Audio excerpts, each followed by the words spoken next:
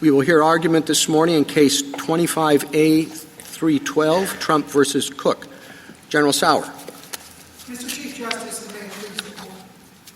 Deceit or gross negligence by a financial regulator in financial transactions is cause for removal. In a 2-week period in 2021, Lisa Cook submitted mortgage applications for 2 properties in Michigan and Georgia. In both, she told the lender that within 60 days, she would occupy that property for 1 year as her principal residence. As President Trump stated in removing her, it is inconceivable that she was unaware of the first commitment when making the second, and it is impossible that she intended to honor both.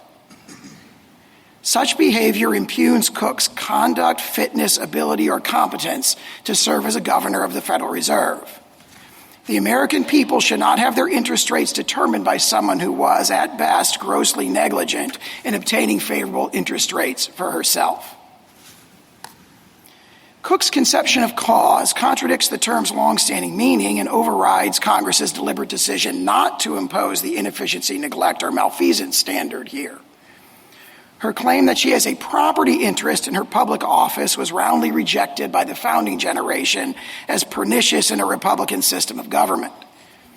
Her claim that the statute grants her notice in a hearing contradicts this court's cases requiring very clear and explicit language to restrict the president's removal power.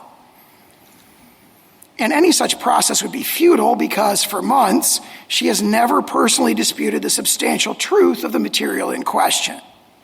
Finally, the remedy she obtained, a preliminary injunction countermanding the president's decision and reinstating her to office, violates longstanding principles of equity and was conspicuously non-existent in our nation's history from 1789 until 2025.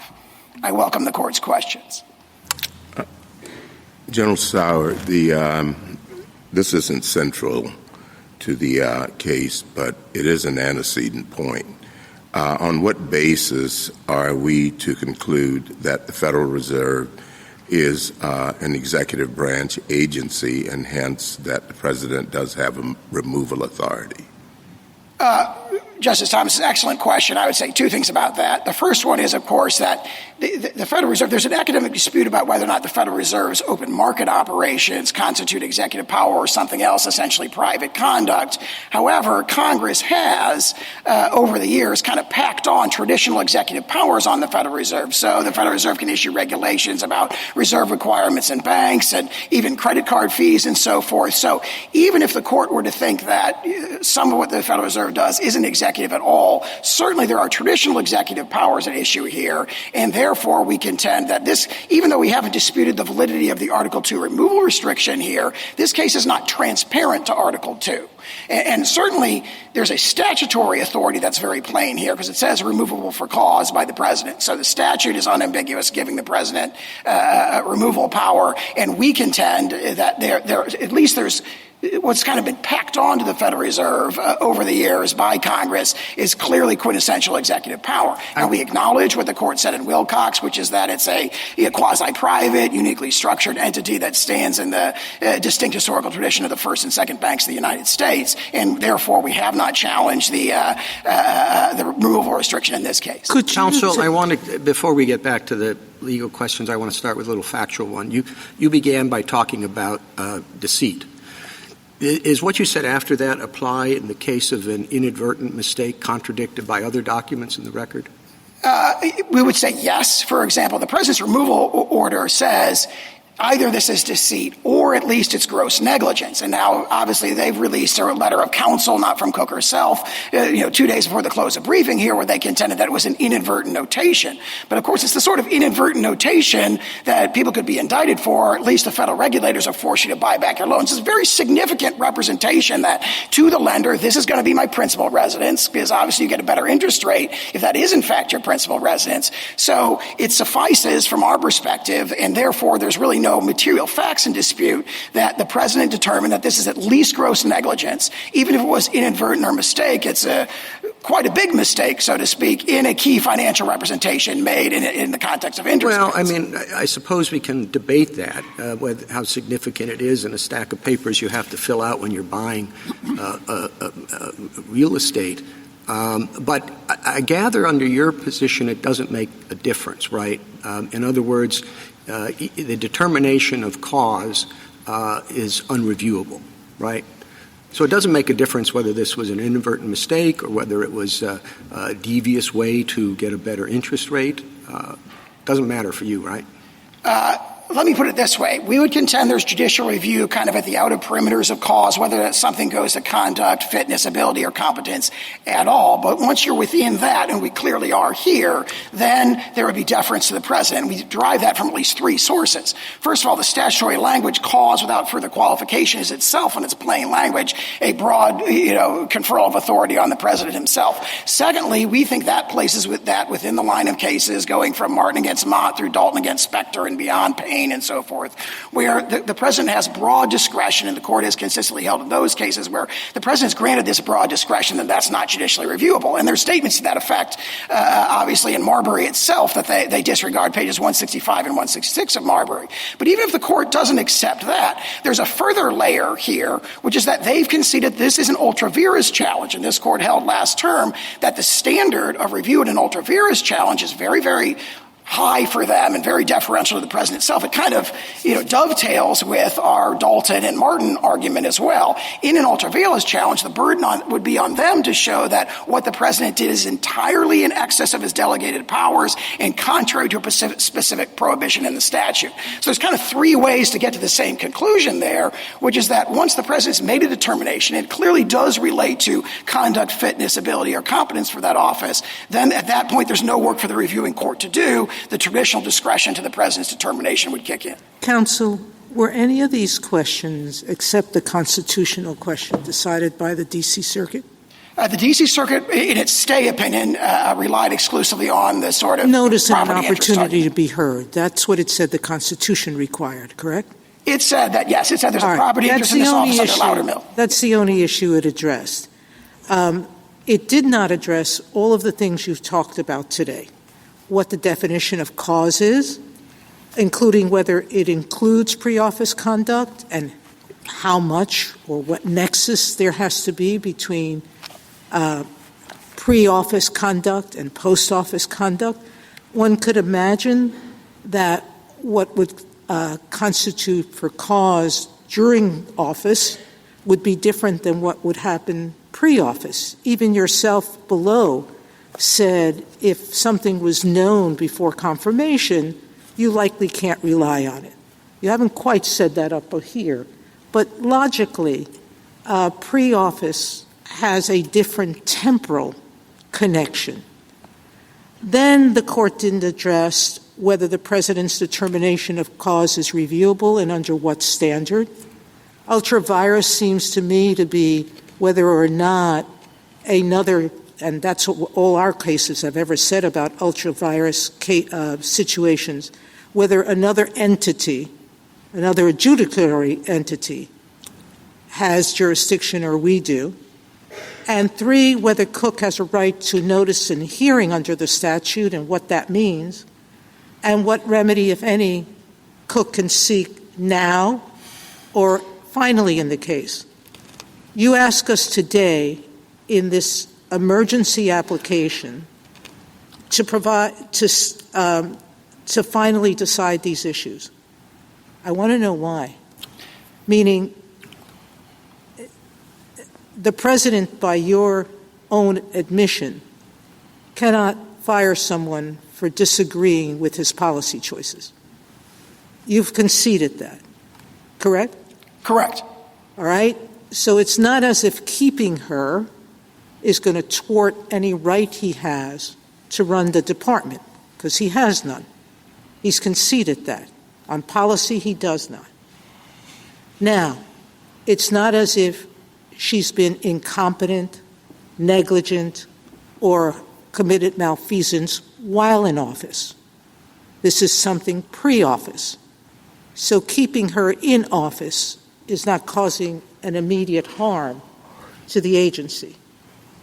Number three, we know that the independence of the agency is very important, and that independence is harmed if we decide these issues too quickly and with not due consideration.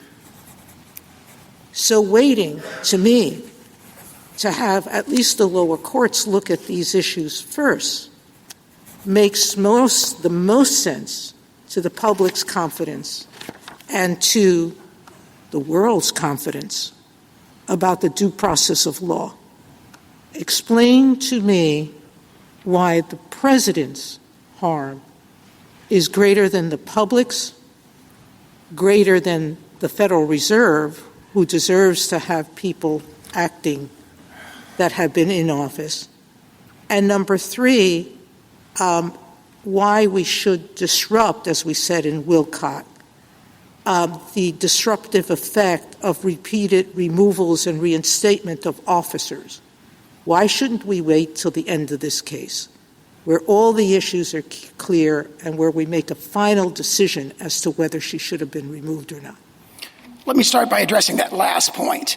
We are seeking a stay of an unprecedented preliminary injunction restoring a principal officer of the United States after being removed by the President of the United States. 112 years, and it's unprecedented that any Federal Reserve officer has ever been removed. So the unprecedented nature of this case is a part of what the President did, not what Ms. Cook did. I think that statement has to be qualified by the recognition that there have been situations where governors have been credibly accused or found to have engaged in financial improprieties, and those governors have resigned. Financial improprieties that are quite analogous to what is at issue in this particular case. But I want to make the fundamental point that in Sawyer, this court held that a preliminary injunction was not available to restore an officer. Sawyer was a preliminary injunction. It's a preliminary injunction against the... That's true, but weeks later in Drago, we permitted an officer who was still there to stay. So that was a case of reinstating someone. We have plenty of cases that say keeping someone in place who hasn't left yet is different than issuing a preliminary injunction. I think the court's referring to the Delgado case, and in that particular case, it was a writ of mandamus to an inferior there, the clerk, to recognize the de facto officers when there was dispute about who had been validly elected to be the city commissioner or whatever the statute was. And this court said you could grant a final judgment in mandamus to say you have a ministerial duty to recognize the de facto officer. That is totally different than issuing a preliminary injunction. Keep in mind, there is no such thing as final mandamus. And in fact, Judge Friendly once described that as the starkest of solecisms. Sorry, there is no such thing as a preliminary writ of mandamus. Judge Friendly described that as the starkest of solecisms. What this court held in Sawyer is there is no jurisdiction to issue a preliminary injunction restoring a public officer to office. And that's a holding of the court. She never left. She's still there. She is reinstated. What the court framed its holding as, there is no jurisdiction over the appointment or removal of inequity of public officers. So it does not turn on whether or not she's sort of, stoutly staying in office or whether or not she's gone and then sued later. Nothing turns General Sauer, can I ask you a question that's also related to the stay factors? Justice Sotomayor brought up the public interest here. And we have amicus briefs from economists who tell us that if Governor Cook if we grant you your stay, that it could trigger a recession. How should we think about the public interest in a case like this? Yeah, two things to say about that. One is, if you look at what actually happened here, she was removed on August 25th, and the stock market went up for the next 3 days. So we've already had a kind of natural experiment, so to speak, about whether or not the predictions of doom will really be implemented. And surely that if investors are jittery or whatever the argument is, you would have seen that on August 25th, and you did not see that. In fact, you have these surprised... Well, I'll interrupt you there to say that I don't want to be in the business of predicting exactly what the market's going to do. I agree, and that's why I think the court ought to consider all those amicus briefs and their sort of, predictions of doom with a fairly jaundiced eye. What the court has to do is weigh. Essentially, you have those amicus briefs a reflection of very elite opinion that but there's what's a happening risk, General Sauer. Yes. I don't want to be responsible for quantifying that risk. I'm a judge, not an economist. But if there is a risk, doesn't that counsel in the stay posture when the equities are at stake caution on our part? I think the court has to weigh that risk against the risk that there will be a permanent damage to the Federal Reserve's credibility from allowing an officer, a governor, to remain in office who's engaged in this kind of behavior before she gets office. Do we also engage in some weighing of our own about how serious we think the misbehavior was in the stay posture? And I'm not talking about once the case was here on the merits, but if she were accused of murder or something like that, if we're talking about something that was really an infamous crime, should we take the nature of the crime into account in the stay posture in the weighing of the equities? I think what the court ought to take into account is the close nexus between the conduct at issue here and the duties of this incredibly powerful position that has sweeping, powerful authority over the entire United States economy. The governor set interest rates for ordinary Americans all across the country. And here, there's the appearance of having played fast and loose, or at least been grossly negligent in getting favorable interest rates for herself. So it's appropriate. What's the message to ordinary Americans that comes out of that is the question for the court. And how do you weigh that against the elite opinion that's reflected in the amicus briefs? Obviously, President Trump's voice speaks to that concern of ordinary Americans. I think with the balance of the equities, what the court ought to do is look at the merits, which are extremely strong for us, and then look at its traditional and can stay factors. The court says when the government is a party, the irreparable harm to the government merges with the public interest. And here we have traditional irreparable harms, injuries to the president's ability to remove a principal officer of the United States. When you look at, for example, the originalist evidence we've talked about in the decisions of 1789, when everybody said, or both camps were saying, of course the president can engage in suspensory removals, and we have a preliminary injunction that is conspicuously non-existent, in your words, in CASA, for 225 years of American history. Mr. Sauer, that's how it should be balanced. General Sauer, excuse me. I guess I think you may have to be a little bit more specific with respect to the irreparable harm that you are alleging. Because really, as Justice Barrett sort of indicated, we are in a stay posture here. So the question is, to what extent do we believe that the president or the public is harmed by allowing Ms. Cook to remain in her position for the pendency of this case? I'm not sure that we have evidence here that Ms. Cook is an immediate threat to the public, that she's been in this position for a long time. The kinds of things that you're pointing to, as Justice Sotomayor indicates, are not related to conduct while in office. So it would seem to me that on the stay factors, you would have to say more about the harm of leaving her there for the next however many months while this case is being litigated. We have a remedy here, which is a preliminary injunction. This court squarely held in Sawyer there was no jurisdiction to issue. Yeah, but I'm not talking about the court's power to do it. I'm talking about assuming we have the power for the moment. I appreciate that you say we don't, but assuming that we do, the question is what is the harm of allowing that injunction to remain because she's in office now and would just continue?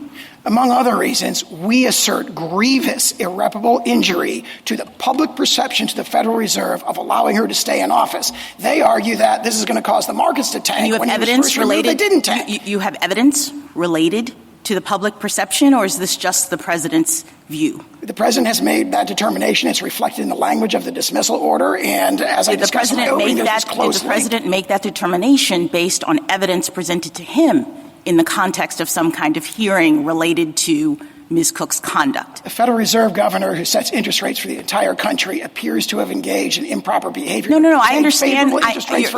You're repeating the allegation. What I'm asking you is the evidence that supports that allegation. Traditionally, when an allegation is made about someone's misconduct or whatnot, there's an opportunity for that person to present evidence, for the other side to present evidence. And even if the president was the final arbiter of this, one would expect that he would do so on the basis of evidence. So what I'm trying to understand is what is the evidence that has been presented and considered with respect to Ms. Cook's alleged misconduct? Well, the removal order addresses that because it... What is the removal order? The Truth Social post? No, it's the August 25th letter. I think it's Doc 1-4 in the district court. But the removal order addresses that. The evidence is you have mortgage applications within 2 weeks of each other that make clearly conflicting representation. Was Ms. Cook given the opportunity in some sort of formal proceeding to contest that evidence or explain it? Not a formal proceeding. She was given an opportunity in public because in the world, notified. Like she was supposed to post about it, and that was the opportunity to be heard that you're saying was afforded to her in this case? Yes, and she's had plenty of opportunities in the ensuing months where we've had ongoing litigation where there's never been a personal statement addressing that or justifying it. General, let's just suppose with me hypothetically for the moment that the court read the act to require notice and a hearing. I assume everybody has notice now. Here we are. What would that hearing look like?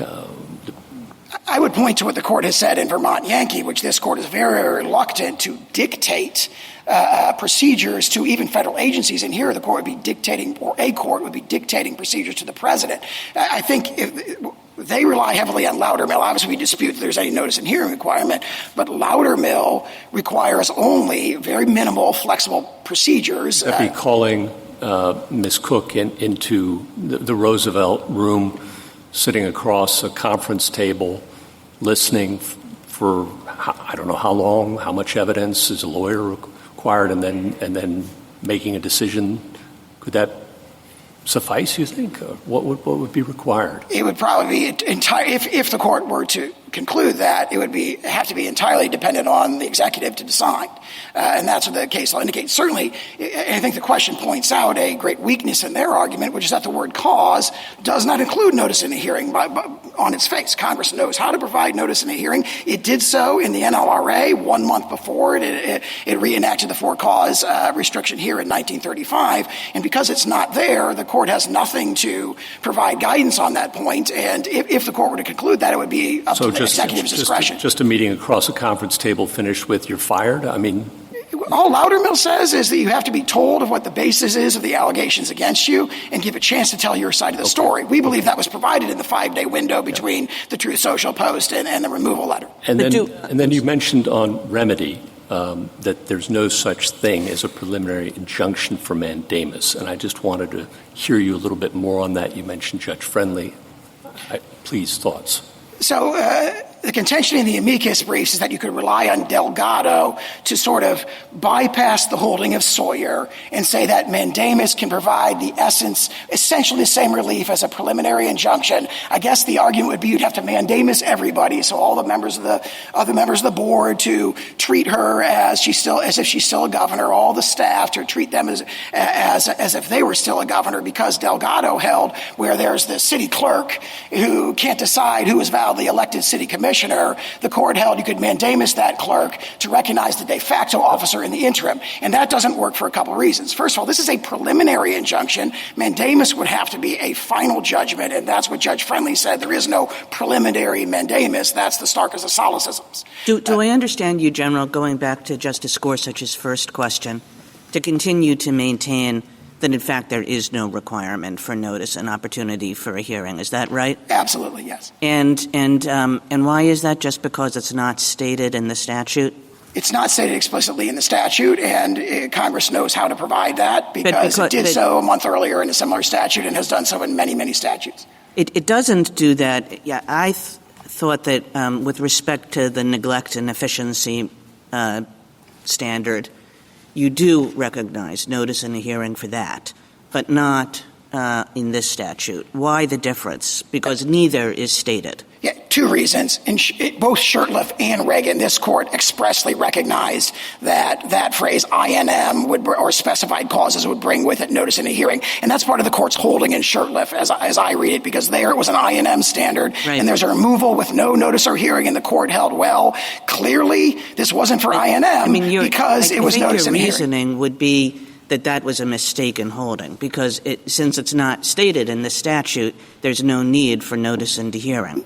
Not exactly, because the old soil argument that we reject as to just simply cause is, we admit, much stronger when it comes to specified causes. So we don't think the court necessarily got it wrong in Reagan when it said specified causes mean that notice and hearing are provided, because the case law, it's the one point in which the sort of background case law does seem to be unanimous. On the other issues where they contended the case law all goes in one direction, you have their own sources saying they're all over the map, they're directly contradictory. But the outcome of your article. Position is that in this case, where you don't have the inefficiency neglect standard, the president need not provide any notice, the president need not provide any hearing, the president just really has to say, Ms. Cook, you're fired.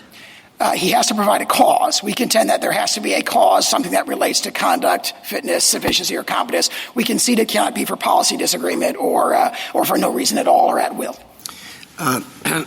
General Sauer, if you're correct that courts do not have the authority to reinstate a removed officer, why are we wasting our time wondering if there's cause or not? I mean, because even if we say, yes, there is cause, shouldn't have removed her, but we don't have the authority to order her reinstatement. How is that consistent with the time and energy being spent on determining if there's cause? We agree that that's an alternative basis. As we say in our brief, that's reason enough to rule in our favor, and we have a holding of the court, Sawyer. We also have this tradition I was referring to earlier of recognition that runs from the decision of 1789 to all the opinions in Myers, it's alluded to in Wiener and so forth, recognizing the president's power of interim or suspensory removals. So we agree that's an alternative, that's an independent basis for us to prevail. Well, it's an independent basis. I guess it's not independent in the sense that if that's right, the other one is irrelevant, right? It seems to me that if there is any level of cause, and you indicate that there is some level of cause, right, well, then you can't be right about the idea that courts can't order anybody who's been removed to be reinstated. There is a traditional remedy to reinstate we don't dispute. There's a traditional remedy to reinstate wrongfully removed officers, which is mandamus. But they don't argue mandamus here, and the reason they don't argue mandamus is they face a number of insuperable obstacles to prevailing in mandamus. One is, of course, going all the way back to Marbury against Madison. You can't mandamus the president. His discretionary acts. In addition to that, there is no preliminary writ of mandamus, as Judge Friendly pointed out and the Seventh Circuit has held. In other words, and keep in mind that the standard in mandamus would be clear and indisputable right to relief. And in fact, this is an ultra vires challenge where the standard is exactly the opposite. So there is a circumstance in which a court can order the reinstatement of a wrongly removed officer. But there is a traditional remedy, mandamus. Here, obviously, it'd be quo warranto if there were two competing claimants, but where there's just the one, that would be mandamus. And they have not argued mandamus. They're trying to find their way around mandamus because the standards to prevail under mandamus are insuperable, and they clearly cannot meet them. But General, thank you. I'm sorry, Justice Thomas, Justice Alito. Is there any reason why this whole matter had to be handled by everybody? By the executive branch, by the district court, by the D.C. Circuit in such a hurried manner? You began by laying out what you claim to be the factual basis for the for-cause removal, but no court has ever explored those facts. Are the mortgage applications even in the record in this case? I know that the text of the social media post that screenshots to the mortgage applications is in the record, but I don't recall if the paperwork itself is in the record, in the district court's record.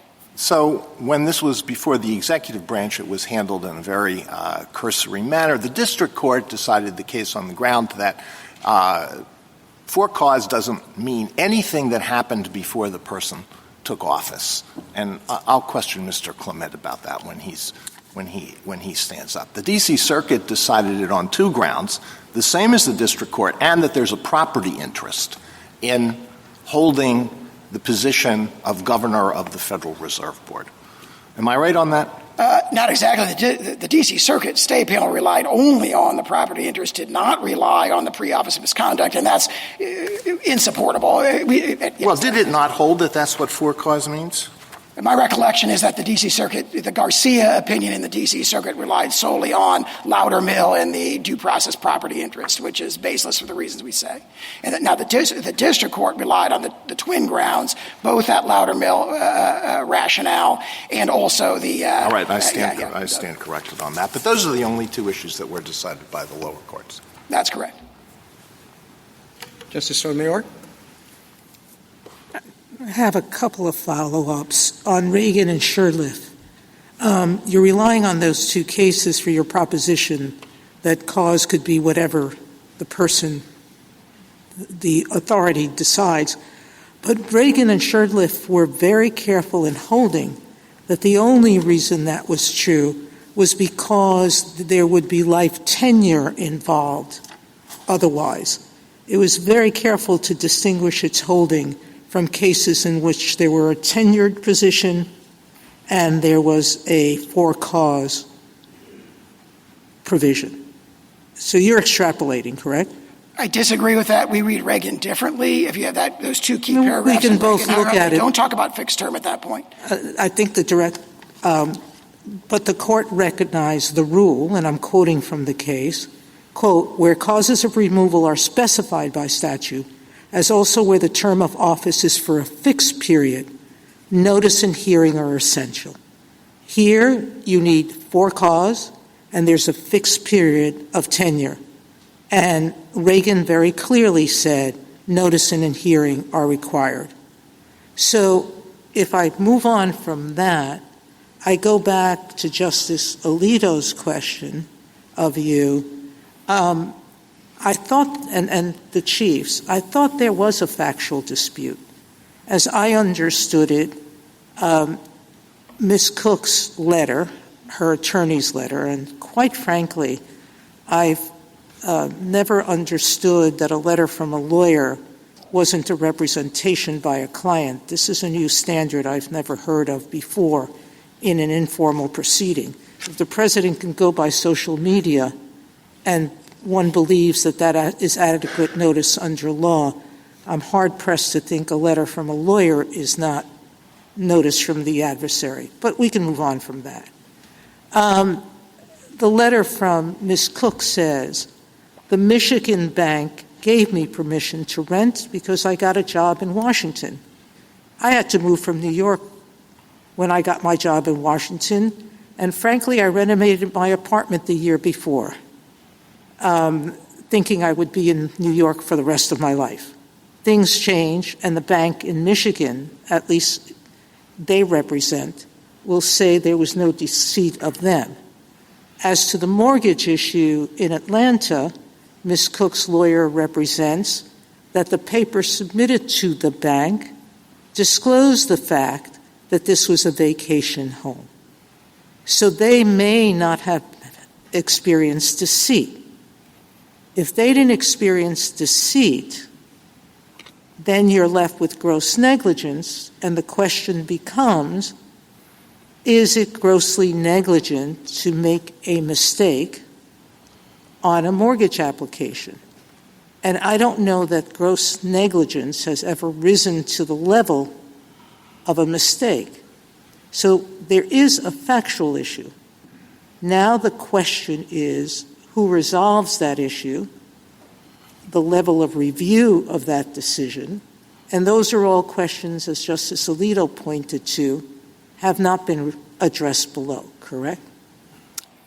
What was addressed below is, I think, exactly what just said a due in exchange with process Justice right to Alito. notice in a hearing by the circuit court, and for cause being something that has to be only what's at the time of in office.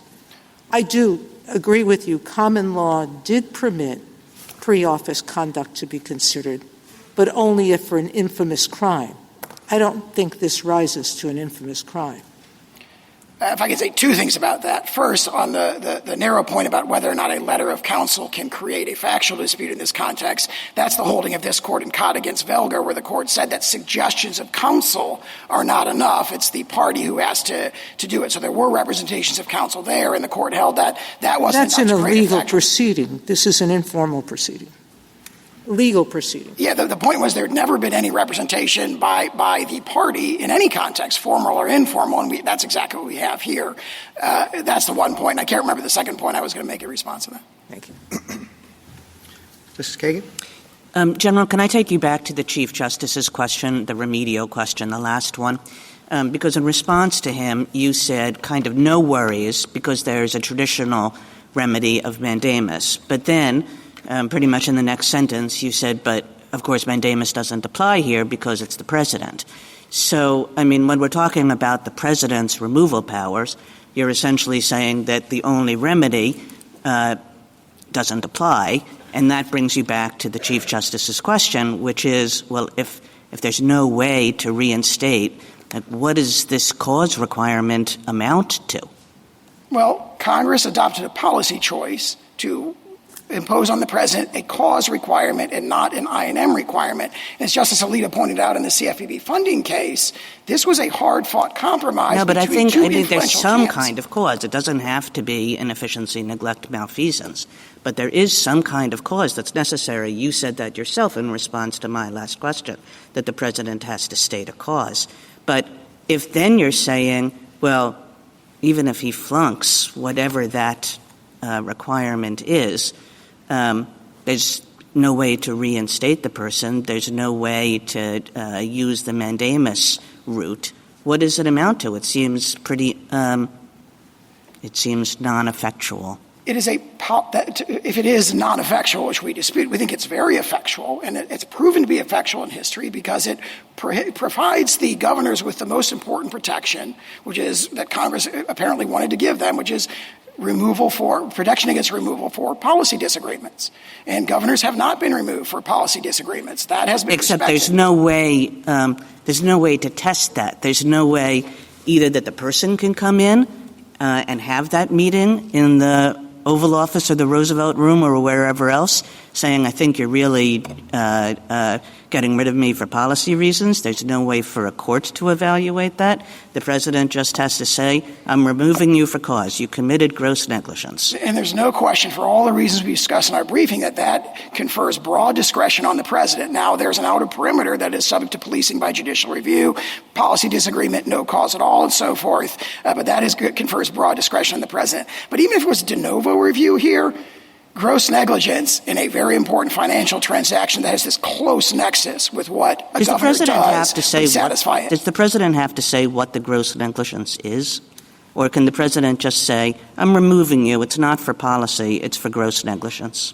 So we have, I think, conceded in the briefing that sort of determination would be subject to judicial review because he hasn't specified the cause. Now, the case law, that's a borderline case. The case law goes in different directions on that. Garland, one of the cases that we cited in our brief, kind of goes the other way in a way that'd be stronger for us, but we haven't disputed that in this case, that if there was no cause provided at all, then that would be subject to judicial review and likely an invalid removal.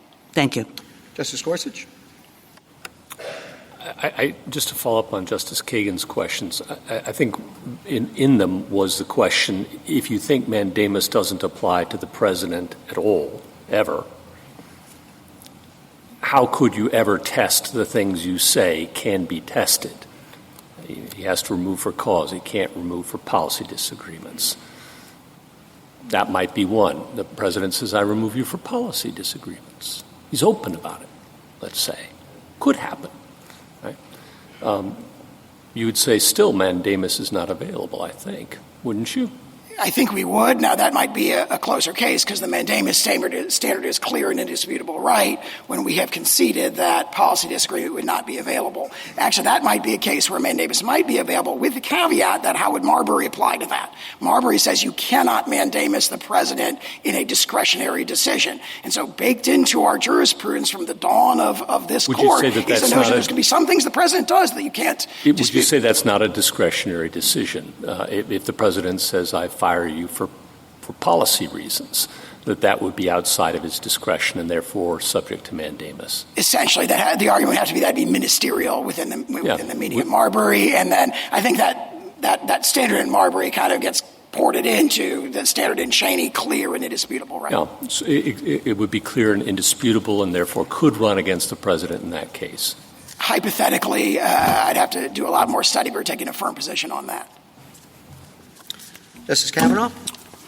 For present purposes, you accept the constitutionality of the four-clause removal provision for the Federal Reserve, and that is what protects the independence of the Federal Reserve. What, in your view, is the purpose of that independence? It protects the governor, exactly reflecting the plain text of the statute. It protects the governors for removal for policy disagreement or for no reason at all. What is the broader purpose of that? To preserve the independence of the Federal Reserve. And what is the broader purpose of that? Well, there's a number of reasons that are discussed by their amici, and I think not disputed by us, which is that there is a long tradition of having this exercise of monetary policy be exercised independent of, executive influence, and we don't dispute that that's what Congress was doing in that statute. And again, we have not disputed the validity of the four-cause removal restriction here. And why is that independence important in your view? We don't dispute the importance of that for many of the reasons that their amici say, but we emphasize that there's a balance struck here. This is not a ironclad, you can never be removed. There is a cause removal authorization. But on that, your position that there's no judicial review, no process required, no remedy available, very low bar for cause that the president alone determines, I mean, that would weaken, if not shatter, the independence of the Federal Reserve that we just discussed. We disagree with that, and I would point to the point that the point you made that this is a low bar for cause. In a sense, it's a very high bar. It's a very strong protection because it does protect them from the one thing that Congress was apparently most worried about, which is a removal for policy disagreement. But it would be in the view of the president who might have a policy disagreement, and there's no judicial review, and the president can just define it on his or her own. Right? One of the strongest traditions in this court's jurisprudence is the sort of presumption of regularity to the president's action that has applied to this provision, I think, effectively for 112 years, and it continues to do so. Let's talk about the real-world downstream effects of this, because if this were set as a precedent, it seems to me, just thinking big picture, what goes around comes around. All the current president's appointees would likely be removed for cause on January 20th, 2029, if there's a Democratic president, or January 20th, 2033. And then we're really at-will removal. So what are we doing here? What is, we started, that's why I started with what's the purpose of the independence and the for-cause removal. If we accept all these, no procedure, no judicial review, no remedy, that's what's going to happen, I think. And then where are we? So do you dispute that is, the real world effect? I cannot predict what future presidents may or may not do, but the argument strikes me as well, history is a pretty good guide. Once these tools are unleashed, they are used by both sides, and usually more the second time around. And I think that's what we have to make sure again, that can't drive the decision necessarily. We have to be aware of what we're doing and the consequences of your position for the structure of the government. 2 points there. I dispute the characterization that these tools have been unleashed. The president has always had this tool to remove governors for financial improprieties. Now, the history is, including twice in the last 4 years, governors who have been credibly accused of financial improprieties have resigned. They haven't forced the president to remove them. And I think the more sort of fundamental point is that cause is a standard that is quite deferential to the president. Congress consciously adopted that instead of a more restrictive standard like INM. That was, by all appearances, a legislative compromise between two camps, one of which wanted to give the president complete control. I agree with you that there's a balance here, and so I understand that. I'm not saying there's no interests on the other side here. I get that. But again, thinking about the real world and the brief of the former governors of the Federal Reserve, your position, again, because you say, well, the president can't say it's for policy reasons, which may be what's really, again, not talking about the current situation and other situations in the future, what's really driving it. It incentivizes a president to come up with what, as the Federal Reserve former governors say, trivial or inconsequential or old allegations that are very difficult to disprove. It incentivizes kind of the search and destroy and find something and just put that on a piece of paper, no judicial review, no process, nothing, you're done. I mean, again, what are we doing when we have a system that incentivizes that and leads to that? Now, again, you can dispute that you think it's going to lead to that. And again, I'm not talking about the facts of this case. I don't know the facts of this case. I'm taking no position on that. This court has, since Martin against Mott, running all the way through Trump against the United States, Trump against Hawaii, a whole host of decisions, consistently afforded the president the presumption of regularity in his action and consistently declined to probe a president's actions for their subjective motivations. And so in the hypothetical question that you pose, that hypothetical future president should also be afforded the very same sort of deference and But that leads, that amicus brief cites Justice Scalia's dissent in Morrison, which is always a good place to look for wisdom, and the concern that you're putting all these resources, because you can't say it's for policy, you put all these resources, let's find something, anything about this person. And then we're good. And by the way, there's no judicial review, so we're really good. And there's no administrative process. And again, I disagree with that. I think that that argument, that presumption, when it applied to the president, contradicts two very strong strains in this court's jurisprudence that go back to the founding. And what's the fear of more process here? In the sense that process protects you, in the sense of helping you make better, more accurate decisions, and process helps you then convince people on the outside that you've made a considered, thorough, appropriate decision. What's the concern about more process? I don't think we think that process is necessarily bad. In this case, there's two reasons why process is not the right answer, among others. One is in Vermont Yankee. This court said we're not going to dictate procedures to executive agencies. For sure, I should dictate procedures to the president. Our contention is that there already has been a process. There was a social media post that said, look, these two documents contradict each other. And the response was defiance. So there was a chance to tell, in the words of Loudermill, to tell her side of the story, and it wasn't adopted. And in fact, there hasn't been, for months since then, any clear explanation other than it was an inadvertent notation. It's just the kind of inadvertent notation that ordinary people can be indicted for. And again, none of my questions or comments are about the facts of this case. I don't know the facts of this case, but thank you. Justice Barrett? I want to pick up on that question about why, and Justice Kavanaugh said, why are you afraid of a hearing, or what would there be that would be wrong with process? I mean, you spent a lot of time litigating the case. It's gone up from the district court to the Court of Appeals, and now we're here. And if there isn't anything to fear from a hearing, and if you have the evidence, why couldn't those resources have been put into a hearing? I understand you think that you don't have to provide one, either because of the statute or because of the due process clause, and that's fine. But in thinking about irreparable harm to the government, if one step you could take to reduce your irreparable harm, to show that there really was cause, is just to have a hearing, why not? I don't think it's a question of resource allocation. It's our position that adequate process was already provided. So if it's a question of the district court's ordering us to go further and then go further and go further again, all without any legal or constitutional authority, in our view, we think that imposes irreparable injury on the executive. Well, they told you to go farther, but not that much farther. I mean, okay, so there was the Truth Social post and then, burden on her to come back in 5 days. I understand that's your position. But, Justice Gorsuch posited sit down across the table in the Roosevelt room.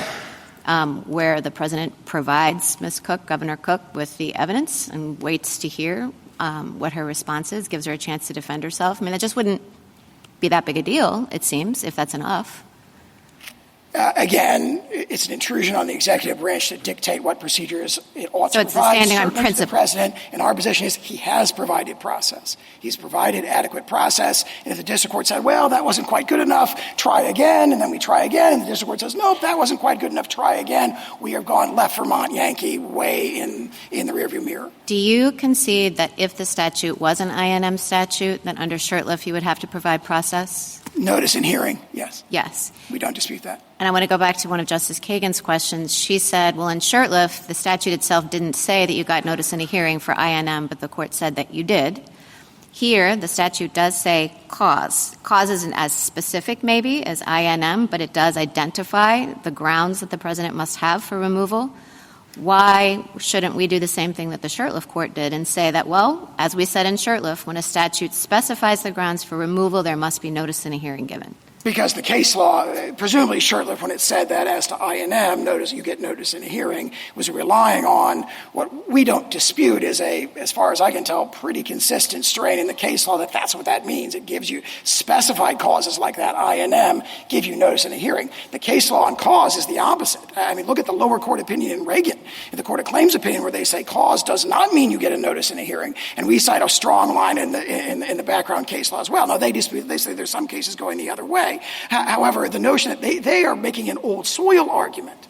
They're saying, in order to prevail on that, it has to be so well settled and clearly established that there really wasn't a dispute about it. And you look, I can't emphasize enough, what, for example, the Tuttle Michigan Law Review article from 1905 that's heavily relied on, for example, in the Manners amicus brief that they rely heavily on in their supplemental brief. It says the case law is all over the map on all of these issues. That treatise says the courts differ on almost every conceivable part of this question. The only point of consistency is that specified cause is INM, which also, as we can see, is a holding of the court in Shurtleff.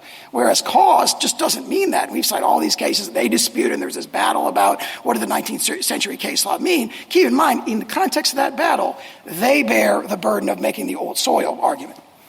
Justice Jackson? Just following up really quickly on that point, isn't the case law all over the map because the statutes were different? I mean, I understand the Manners brief, which they rely upon to really drill down on the various statutes related to removal and to have identified ones, for example, that have a fixed term but allowed removal only for cause, or had a fixed term and provided for removal at the president's discretion, or didn't have a fixed cause, a fixed term, et cetera, et cetera. There's like a series of permutations, and in those different circumstances, courts, which asterisk were actually reviewing this, so that in the first instance makes me question your view that courts couldn't review it. But setting that aside, we have a bunch of cases that come out different ways because the statutes are different. Professor Manners says that when you drill down in this situation with respect to fixed term and removability for cause, as of 1913, it was well established, everybody agreed, that required at least notice and an opportunity to be heard. So what is your response to that? We're looking at a particular statute that does two things, fixes the term and has for cause. She says everybody said got to have a notice in a hearing. So why is the government saying different right now? Respectfully to her, that contention is plainly incorrect. So if you go to our supplemental brief, page 9, footnote 4 in the accompanying text, we cite Ulrich, and then 13 more cases in that footnote for the proposition that for cause does not require notice in a hearing.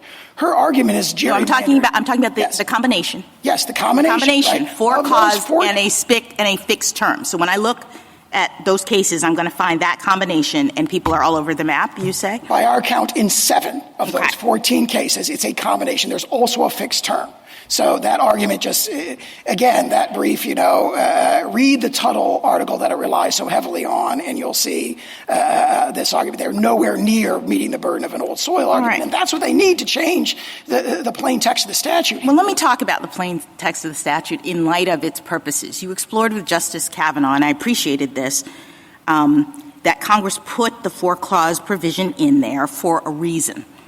And you conceded that the reason was to try to ensure the independence of the Federal Reserve, that Congress had decided that this particular agency, because of the sensitive information and policy determinations that it has to make, needs to not have the pressure of having all of its governors be fireable at the whim of the president. So in goes for-cause removal for that purpose, and you agree. So I guess what I'm trying to understand is how does reading the statute to give the president broad discretion, which you've said many times, with respect to his removability of these governors. How does that further the aims of the statute? It directly furthers the aim of protecting them for removal for policy disagreement, which would be the key protection. No, but you've conceded that the aim is actually broader. The aim is to ensure that this institution is not being pressured by the executive branch, by the president, with respect to its determinations, that people can't just be fired because the president wants them to.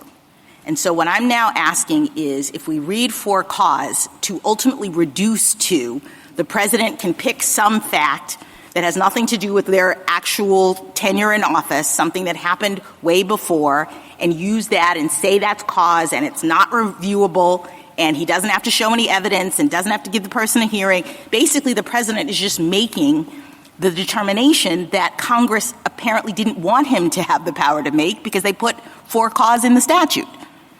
So how do you reconcile your vision of presidential discretion with a statute that was clearly designed to limit the president's discretion in this regard?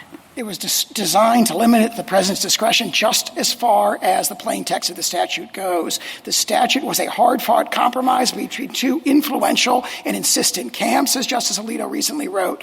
One of them thought there should be complete presidential control of the Federal Reserve. The other thought it should essentially be a private entity. They met in the middle with a removal standard that protects governors from removal. But it only protects them insofar as the president's determination about cause is reviewable and based on actual evidence that has been established. It doesn't protect them if the president can just make it up. It also provides a legislative determination that governors could be and perhaps should be removed if they engage in financial improprieties that undercut the Federal Reserve's credibility in the eyes of ordinary Americans. All right, one more question just about this idea of the district court's power. You've talked a lot about mandamus being the remedy, but as I read the cases in the law, mandamus was the remedy for courts of law that were being asked to reinstate removed officers. And this was back at a time in which courts of law and courts of equity were separate. We now have a fused system. Courts of equity could always be asked to step in and prevent the removal of this person. To the extent the person was claiming that they were not removable, say because the statute says they could only be removed for cause, a court of equity could be invited through this claim to come in and pause the circumstances, not allow this person to be removed until the courts of law had actually litigated the claim of removability. I think that's the world we're in. This was the very first question that Justice Sotomayor asked you. And so can you just explain why you're insisting that mandamus is the only thing available to the district court in this situation when this is an equitable decision in the interim in the way that I discussed? It is. The preliminary injunction is an equitable determination, and it's one that the district court plainly, under Sawyer, plainly lacked jurisdiction to enter. And again, I also, in addition to the holding of this court in Sawyer, that a temporary restraining order purporting to restore a public officer my question posits that we're not talking about restoration. We're talking about Ms. Cook's application to the court before she was terminated to prevent being terminated because her claim is that I'm not removable. That's an equitable determination. It's being made in the interim. She's not yet been removed because the court prevented that with its preliminary injunction. Courts of equity did that all the time. So I don't understand why you're saying it's inappropriate for that to be done now. Sawyer, in addition to that, as I alluded to before, there's this strong tradition of recognizing the president's authority to engage in suspensory removals pending the final determination. And that alone is enough to point out that there's no power to do the preliminary injunction that was entered here. Thank you. Thank you, General. Mr. Clement? Mr. Chief Justice, and may it please the Court. The Federal Reserve is a uniquely structured entity with a distinct historical tradition.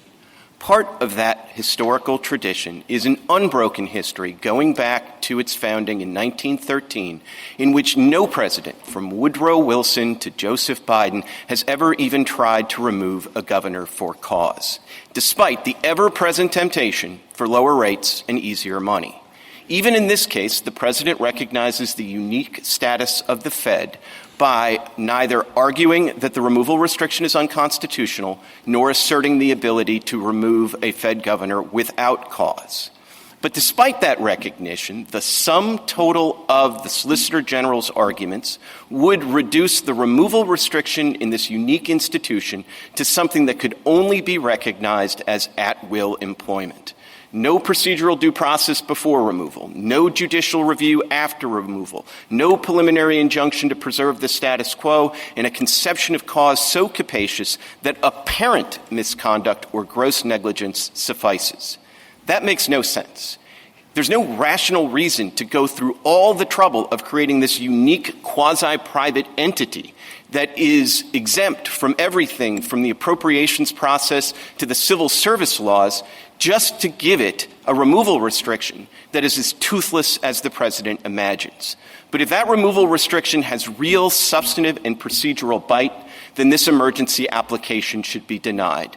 There is simply no reason to abandon over 100 years of central bank independence on an emergency application on a preliminary record. I welcome the court's questions.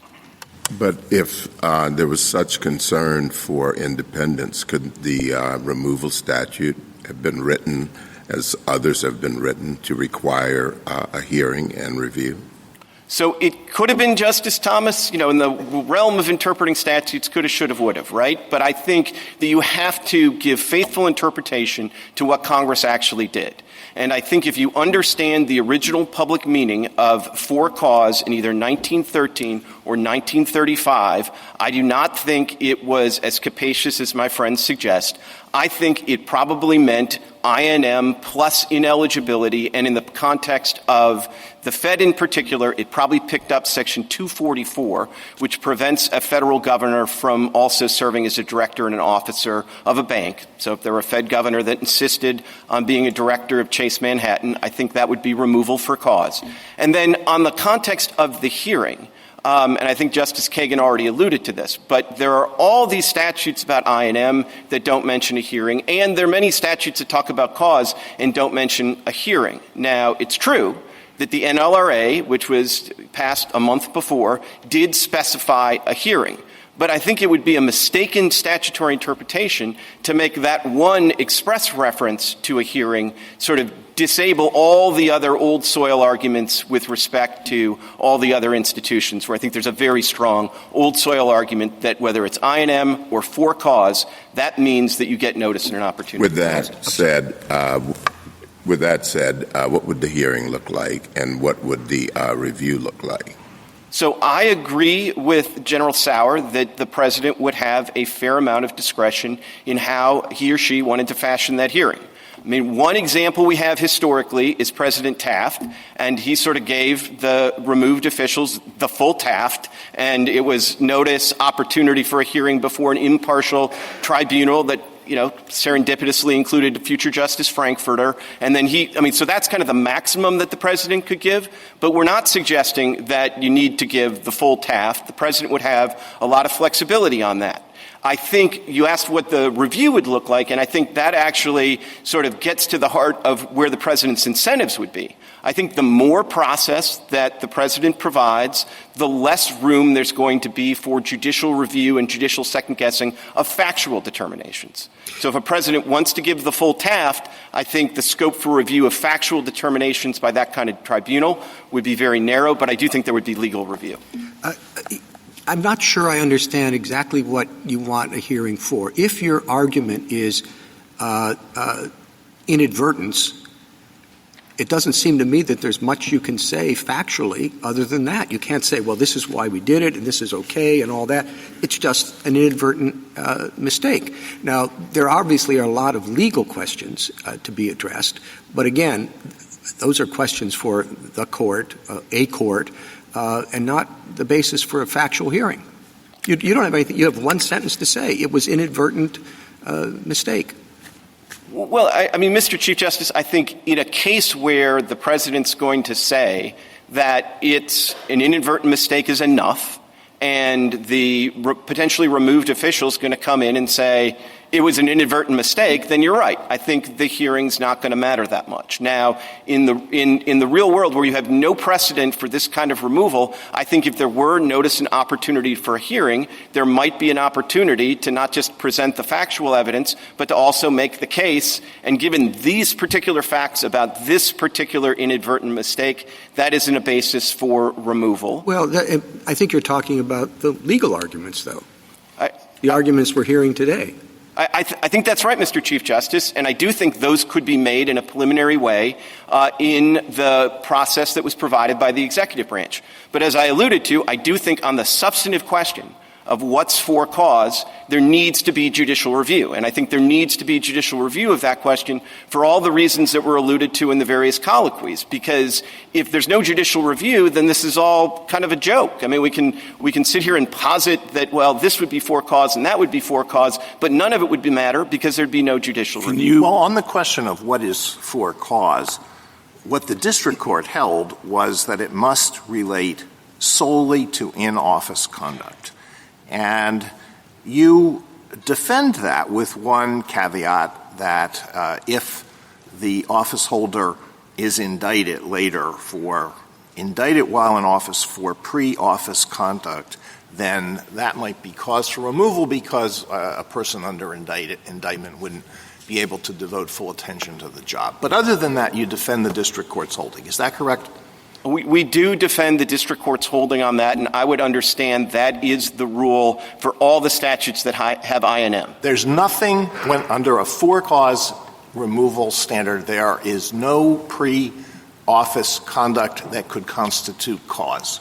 That is my frontline response. I happen to have a backup argument, which is if you pick up the common law, then you would pick up let's take your frontline argument first and see how far you're willing to go. Suppose that the office holder was permitted to resign from a previous job under a non-disclosure agreement based on long and egregious pattern of sexual misconduct. That would not be for cause.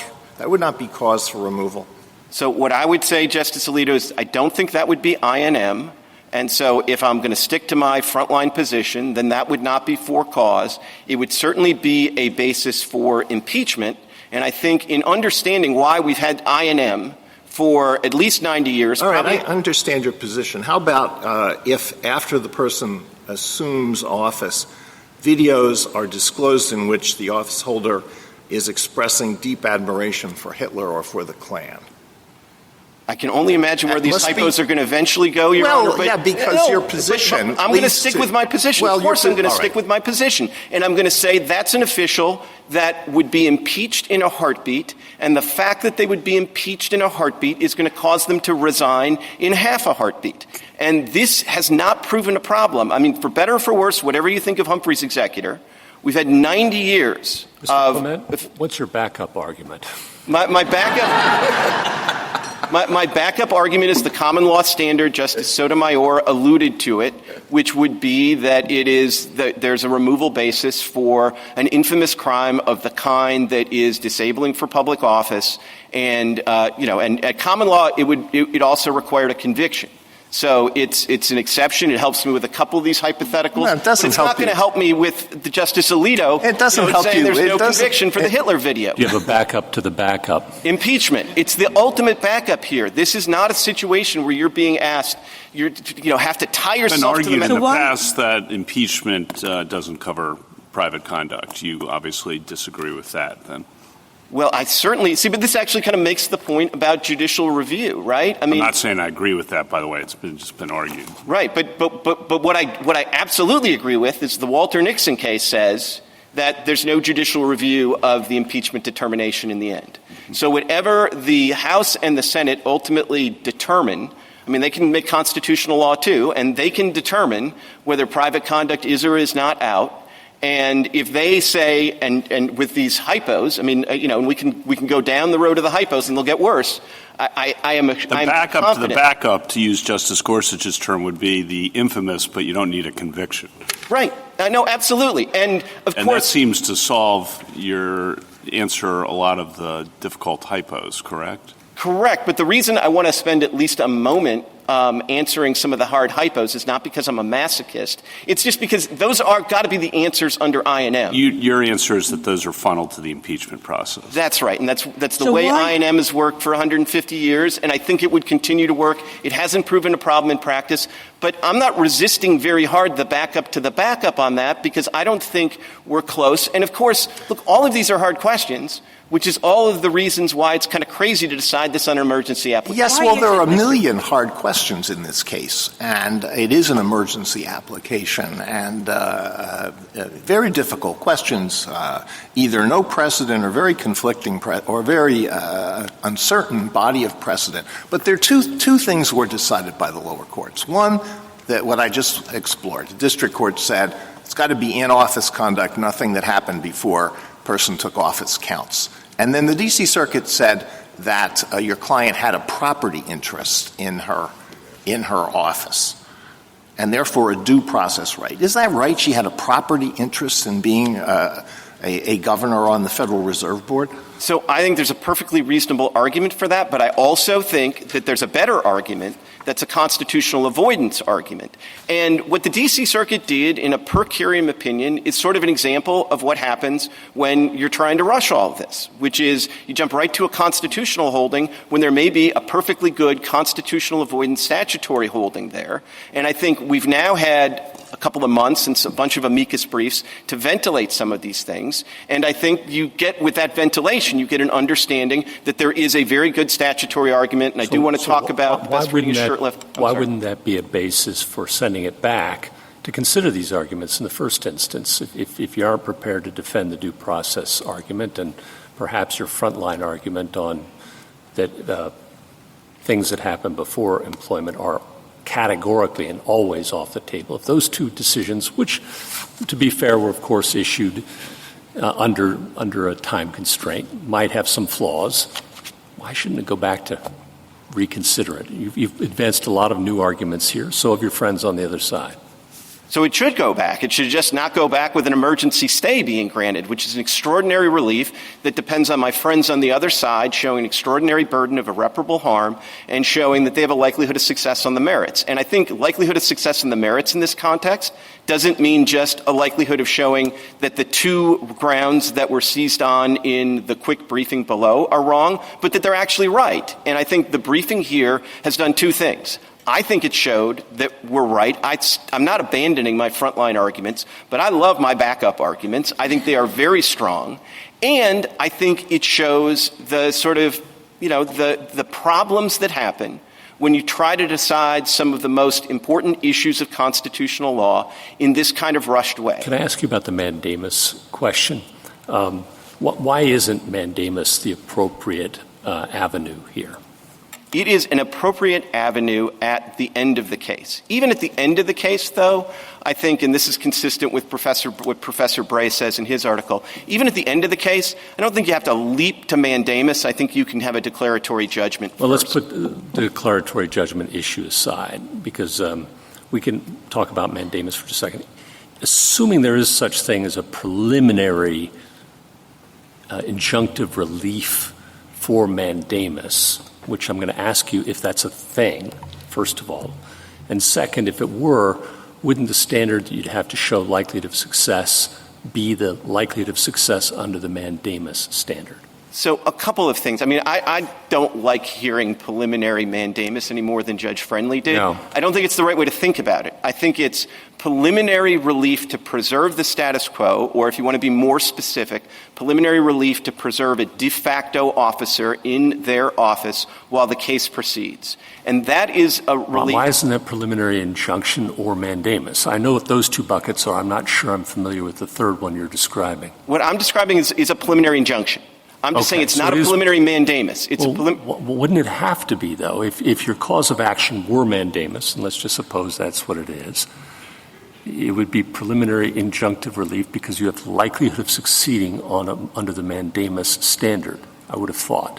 Well, perhaps. Two things about that. One is, I'm not sure in this kind of mandamus posture, I don't think I agree with General Sauer that the standard is the standard you would have in like a Cheney situation. I do think this kind of original mandamus as the remedy in this particular situation, I would resist the idea that that's sort of the standard, more appellate mandamus standard.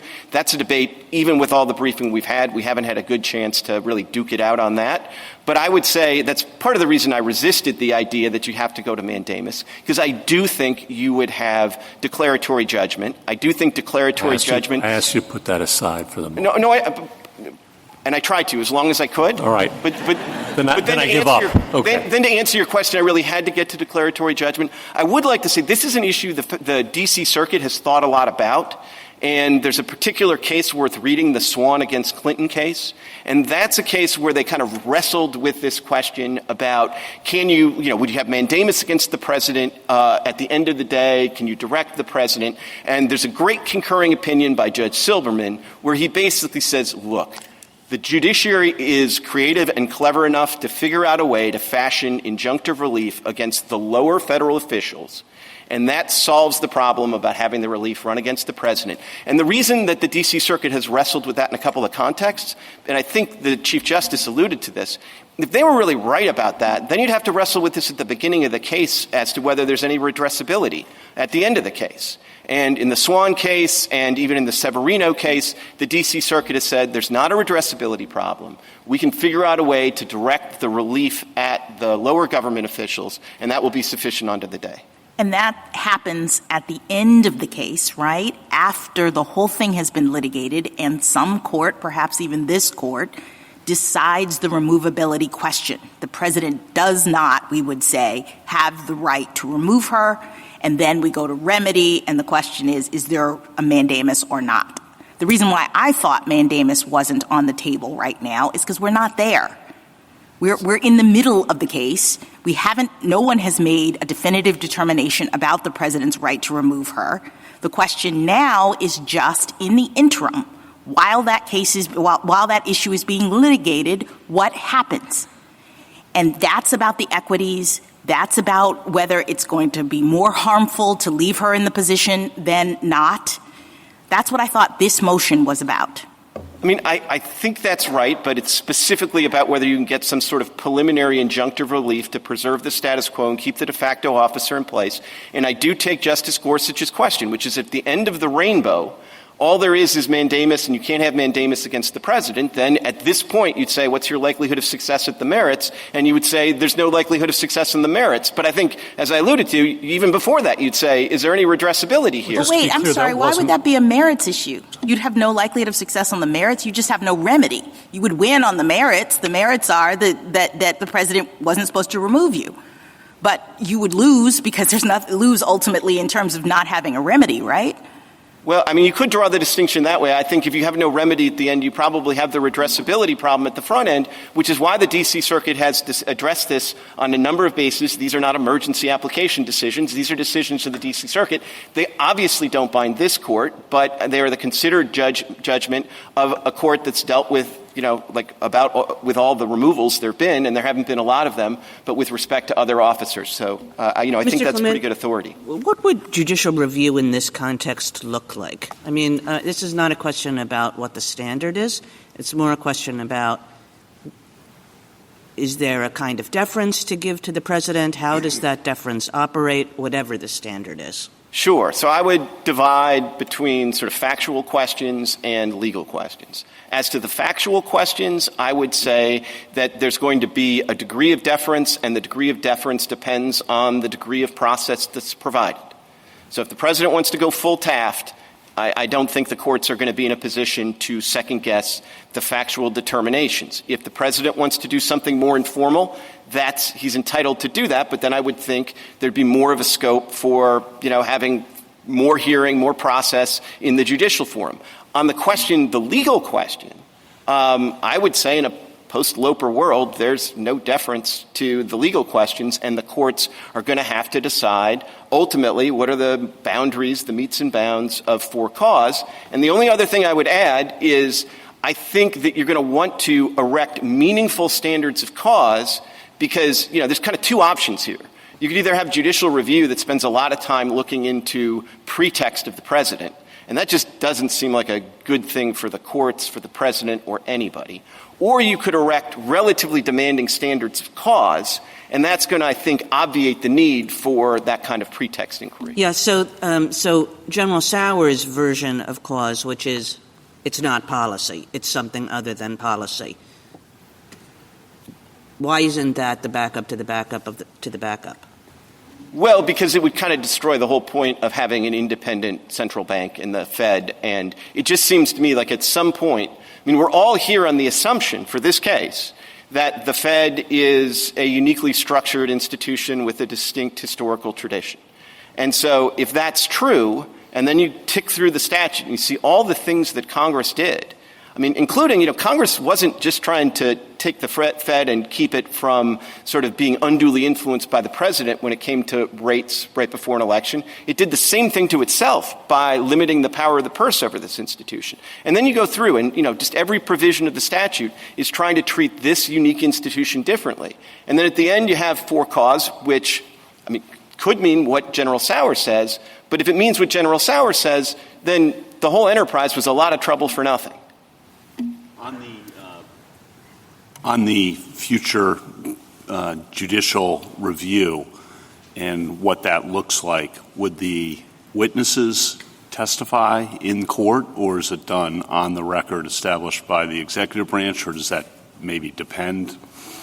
I would say it depends on what kind of process was provided by the executive. And look, I agree with General Sauer. This court's not going to dictate, here's Robert's rules, have at it. But I think this court can do something useful, which is essentially to create an incentive for the executive to provide something that's a little bit more protective, a little bit closer to Taft than something incredibly informal. That sliding scale is extraordinarily unhelpful. What is the minimum that the executive, in your view, has to provide? The minimum type of hearing that you think is required by this statute?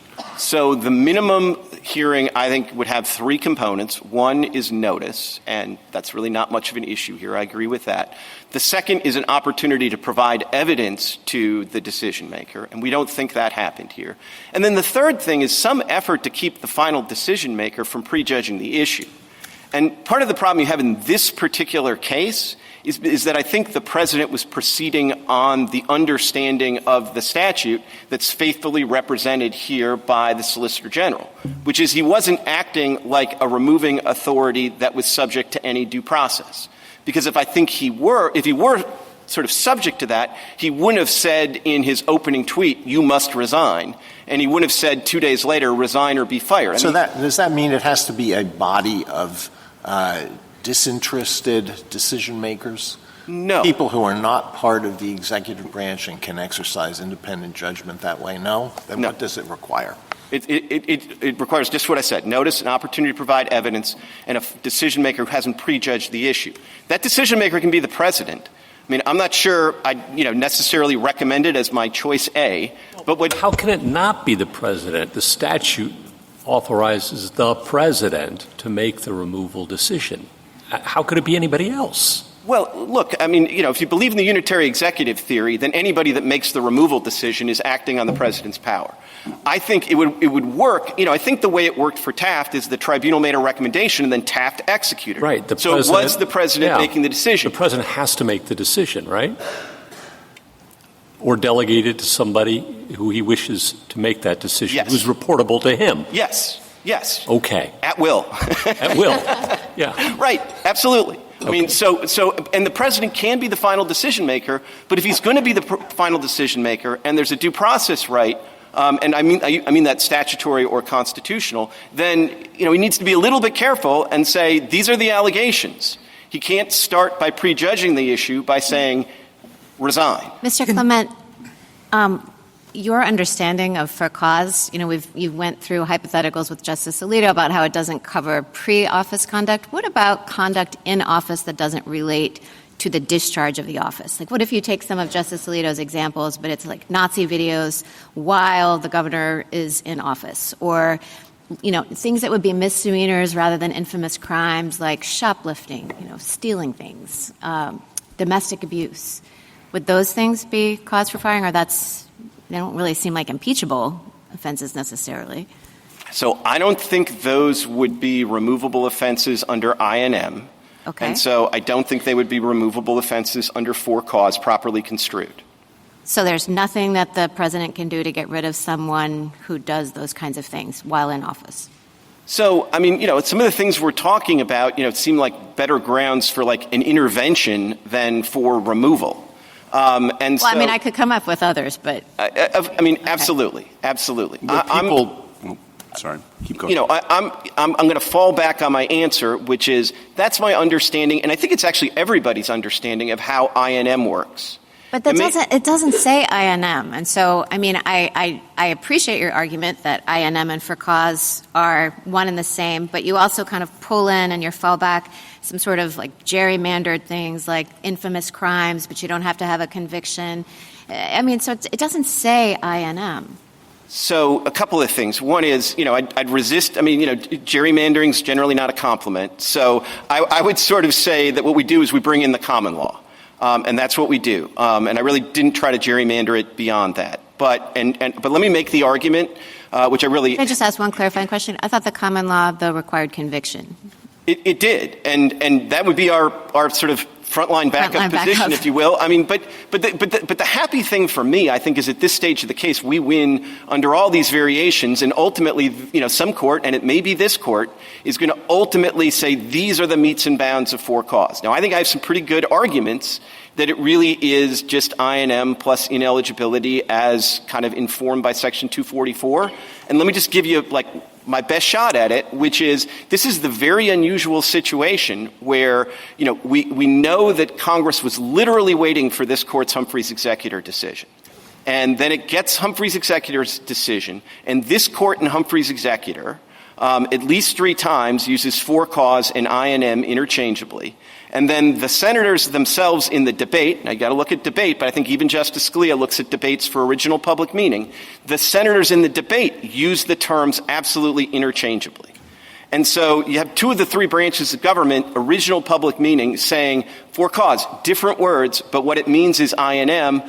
But I do think it must, you got to make sense of Section 244 of the statute, which does provide a very specific eligibility requirement. And as I said before, I think if some Fed governor was insisting that they also wanted to be a director at Chase National, they could be removed for cause for that. Okay.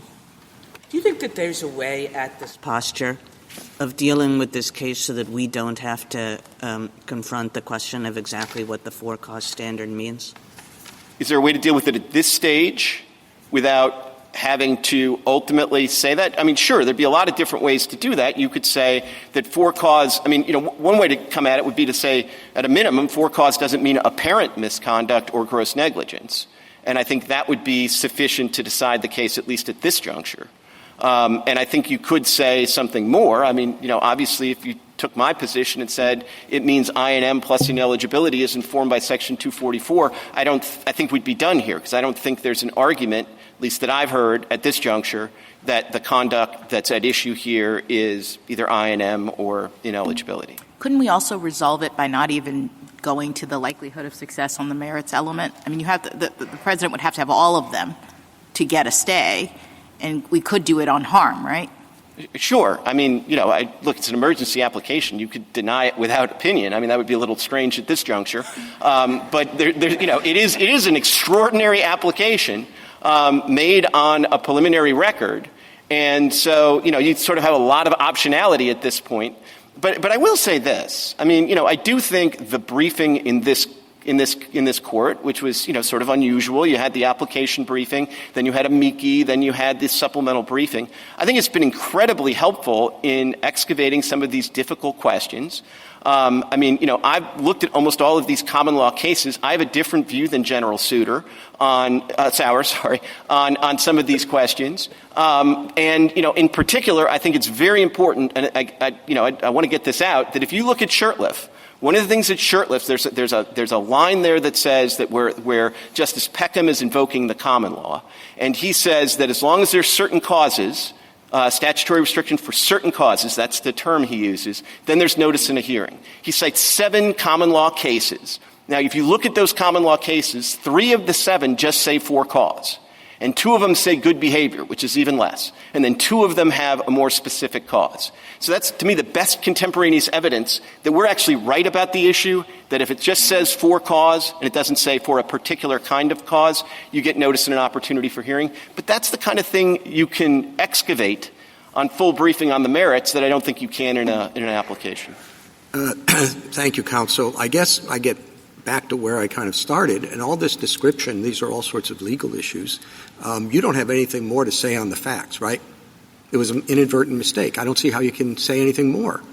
We've had a broad range of discussion on the legal issues. Now, it's very helpful for us to have lower court decisions on those, and maybe that's reason enough. But again, I guess I don't quite understand what sending it back would be for, other than airing of the same sort of issues that we've been airing this morning. Well, I'm not going to resist too hard you deciding this on a more substantive ground that gives my client sort of, relief that's more enduring at this stage. But I will say that, another one of these like great common law cases is the Street Commissioners of Hagerstown, which happens to be the case that Black's Law uses for its definition of cause. And one of the things it specifically says there is, like, even if you don't think the due process, the notice in a hearing is going to amount to much, it's still an error not to give it, and we're still going to essentially not allow this removal to happen because there wasn't notice and an opportunity for a hearing. So it may not be an error to go through the process of your client coming in and say it was an inadvertent mistake. Since it was inadvertent, I don't have much more to add to that. And the argument on the other side being what the President said, well, I think this is a serious enough mistake, and so that's why I'm removing her. There's only so much I can say to resist the idea that, we think this was at most an inadvertent mistake. We would have liked a more, a sort of opportunity to do that and present our actual evidence, which would have substantiated that. But we also think at the end of the day, inadvertent mistake isn't like very close to for cause, particularly when you understand the unique nature of this institution. What is your actual evidence that would substantiate the fact that it was an inadvertent mistake? I think the fact that there's an attachment to one of the applications that describes it as a vacation home. Well, and that's not. We've got that too. I understand, but the President didn't. And it seems to me that, usually when there's a procedural omission, one doesn't say, well, at this point we got everything we need, so forget the procedural omission. Again, I'm not really going to resist that, especially if you're going to, say you're with me on the substance. But it does seem to me if you want to reserve judgment on the substance or you want more briefing on the substance, you could say, and this is, that whether it was constitutional due process or statutory due process, I think this is the gist of the D.C. Circuit's decision, is like, at a minimum, you didn't get the process you were supposed to, so the government doesn't get this extraordinary emergency stay. Justice Thomas? Just so I'm clear, for you to prevail, we would have to say cause is the equivalent of INM. No, I don't think so, Justice Thomas. I think you could really take any definition of cause that we've been sort of batting about, with the exception of General Sauer's definition, and we would prevail. I think the only and I do think the definition that's presented to you by the President is a pretty extraordinary one, because, General Sauer's a very careful lawyer. So in his briefs, he doesn't talk about mortgage fraud. He talks about apparent mortgage fraud. And when you're talking about apparent misconduct as opposed to actually found misconduct, that A, doesn't get for cause, and B, it sort of is advertisement that you have a process failure. And so the fallback then is or gross negligence. So one way to think about this is if the standard of for cause is more demanding than gross negligence, then we certainly win. And we didn't even get a chance to sort of argue about gross negligence. What is your, if it's not the equivalent of INM, what are some of the other standards that you would apply that would be sufficient for you to prevail? So I think the single best reading of the statute is INM plus ineligibility as informed by Section 244 of the statute. I think then my fallback would be then you pick up the common law, and if the common law makes you uncomfortable because of Justice Alito's hypos, you could tweak the common law. But you would then be tweaking the common law. And that's why honestly, at the end of the day, although it's uncomfortable for a few moments to answer some of those hypos, you always have impeachment as the backstop. And we had, 90 years? Plus, if you go back to the Interstate Commerce Commission in 1887, almost 150 years with I&M. And this didn't really pose a problem in practice. Justice Alito? Do you think that we should decide this case on the factual ground that what is shown by the materials that are before us shows nothing more than gross negligence, which is insufficient? Should we make that factual finding in the first instance? I understood your answer to be you should do that if you're going to find in favor of me, but you shouldn't do it if you're going to find the other way. I'll stand by that answer.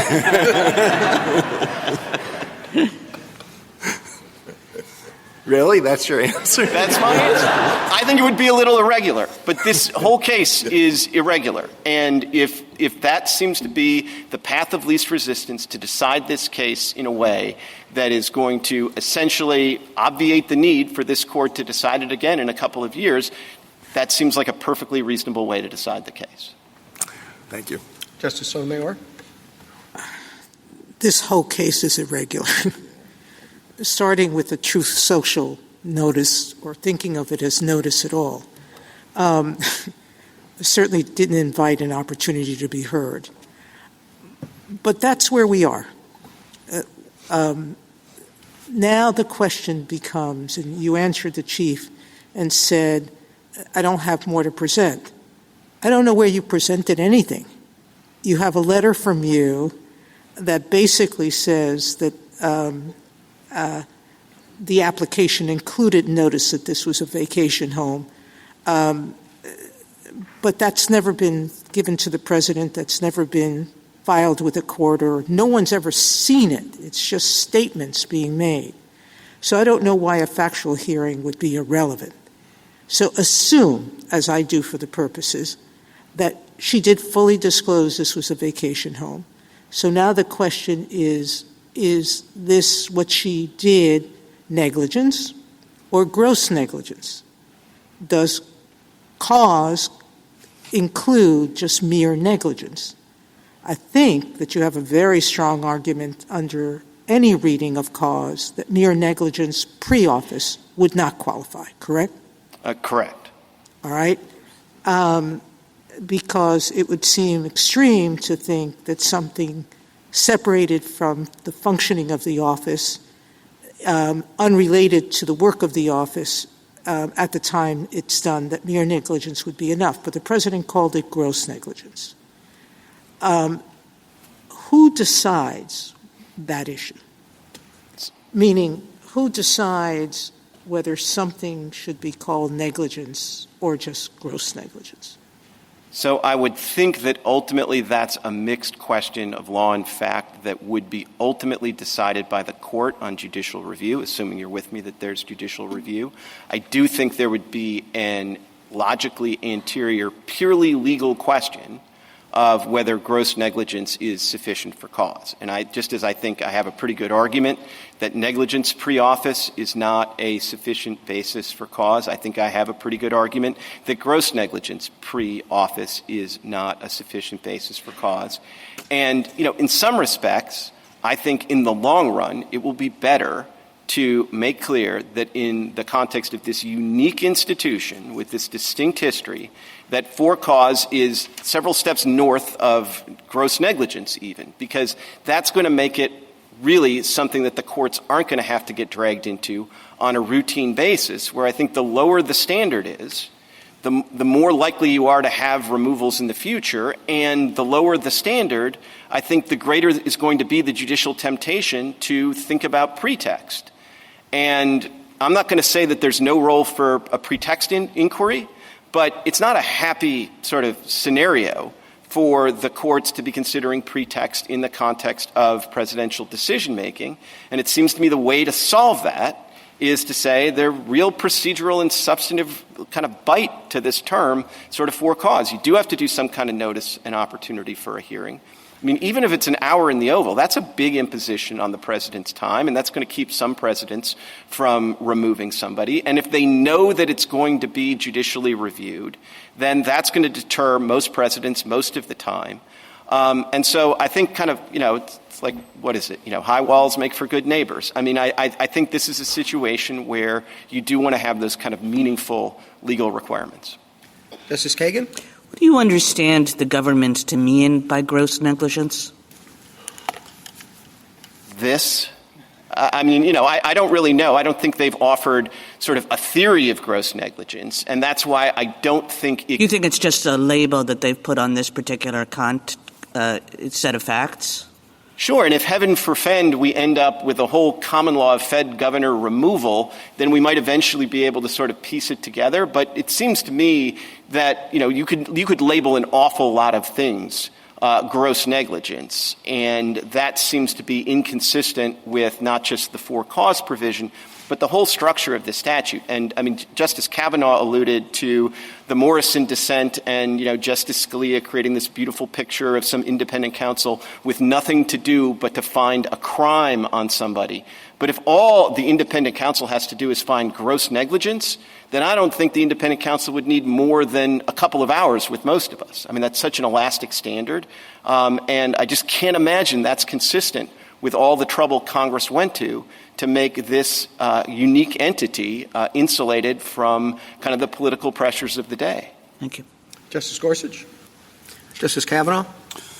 A couple things. Just to talk again about the standard. Getting the definition of for cause right, which we may not have to do in this posture, so I take that, is critical because on the one hand, you have the independence of the Federal Reserve, which we've talked about. The other hand, we have people have committed, again, not talking about the facts of this case, but serious ethical or other wrongdoing, digging in and remaining in office. And it seems like your two answers to that, when you said your frontline positions, I&M, were intervention/resignation. And I'm not sure that really works with some people who are going to just dig in. They're not going to leave. And then the other was impeachment, but of course, with the 2/3 requirement in the Senate and the time constraints of the House and Senate, I'm not sure that's available as often as you say. All of which is getting me to the point of, I don't see how the frontline position really can be the final position without making kind of tilting the balance here too far the other direction from where the Solicitor General is. You just want to tackle that at all? You've covered it, but I want to get it out one more time so you can succinctly answer it. Sure. I think the best thing that I haven't said already that I could add is I think in the unique context of this particular agency, you want to strike the balance more in favor of keeping an official who maybe in a perfect world would be removed because, this is the opposite of the situation in essentially all of the other situations with the possible exception of like the tax court and the court of claims and the court of military appeals. Here, I think, it's less important that the president have full faith in every single governor, and it's more important that the markets and the public have faith in the independence of the Fed from the president and from Congress. And in this regard, I think this is not a situation where unlike Myers, which is the ultimate example, where the president's trying to arrogate some power away from the executive. This is a situation where Congress, political animals, one and all, knew better than anyone that the short-term temptations to lower interest rates and have easy money was a disaster in the long term, but was going to be irresistible. And so they tied their own hands by taking the Fed out of the appropriations process. And they tied the president's hand. And I think they tied the president's hand in a pretty significant way. And I understand the concerns about the balance, but I would say in this one context, it probably makes more sense to and maybe you want to bring in a little bit of common law, and that's fine with me.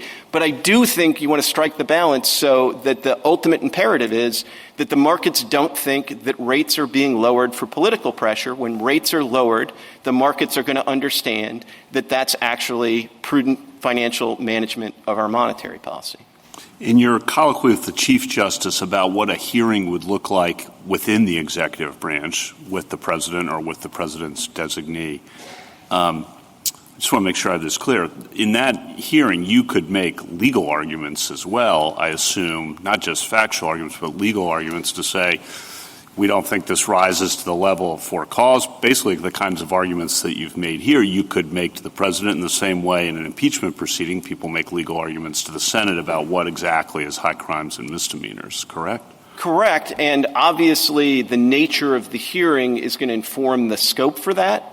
If it's, just half an hour with the president, I don't know how much you're going to get into sort of legal briefing. But if you did do anything like Taft, or you just said, well, we got a couple of ALJs lying around, we'll have one of them to sort of hear the evidence on this. I mean, then I would expect there to be presentation on both evidence and law.